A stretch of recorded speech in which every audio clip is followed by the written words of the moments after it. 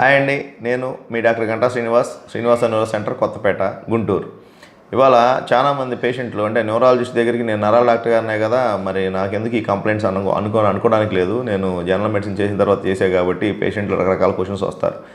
నాకు వచ్చే పేషెంట్లు మెయిన్ అడిగింది ఏంటంటే కాళ్ళు ఎందుకు వస్తాయి డాక్టర్ గారు అని చెప్పి నిన్న ఒక మన పేషెంట్ అడగటం వల్ల నేను మెయిన్గా ఈ వీడియో చేయడం జరుగుతుంది.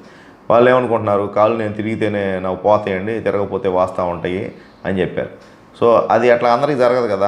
ఇప్పుడు కొంతమందికి ఎందుకు వస్తుంది అనేది మెయిన్ ఇంపార్టెంట్. అంటే కాళ్ళు వాయడానికి మెయిన్ ప్రధాన కారణాలు ఎయిదర్ హార్ట్ ఫెయిల్యూర్ అయినా, లేదా కిడ్నీ ఫెయిల్యూర్ అయినా, లేదా లివర్ ఫెయిల్యూర్ అయినా, వీటిలో ఏ ఫెయిల్యూర్ అయినా కానీ కాళ్ళు వస్తూ ఉంటాయి. ఈ వాళ్ళు వాసే కాళ్ళు ఒకటే వాచినాయా, మొహం కూడా వాసిందా, కాళ్ళు వాసిన తర్వాత వాళ్ళకి రెస్పిరేటరీ డిస్ట్రెస్ ఉందా, లేకపోతే రెస్పిరేటరీ డిస్ట్రెస్ లేకుండా ఓన్లీ కాళ్ళు వాసి అసిన్మాటిక్గా ఉన్నారా, ఈ రెండు చూసుకోవాలి.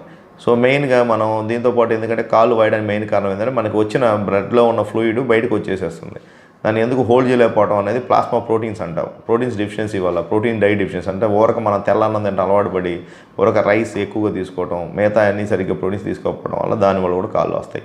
ఇంకా వెరీ రేర్గా ఏంటంటే కామన్గా ఇంకో కామన్ థింగ్, ఈ వెరికోజ్ వెయిన్స్ ఉంటాయి. వెరికోజ్ వెయిన్స్ రెండు కాళ్ళకుని దాని నుంచి మనకి డిఫిషియెంట్గా అబ్జర్వ్ కాకపోతే దానివల్ల రావచ్చు. మీరు చాలా మంది ఉంటారు ఫైలేరియాసిస్, దానికి కానీ ఒక్కాలే వస్తుంది.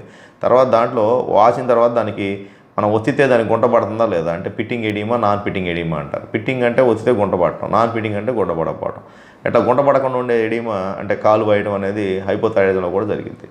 సో గుంట పడితే మనకి హైపోథైరాయిడిజం ఇటువంటి తక్కువ ఛాన్సెస్, ఫైలేరియాస్ తక్కువ ఛాన్సెస్, ప్రోటీన్స్ ఎక్కువగా ఉండడం వల్ల జరిగింది అనేది. వచ్చిన తర్వాత గుంట ఎంత స్పీడ్గా రికవర్ అయింది అనేది కూడా ఇంపార్టెంట్.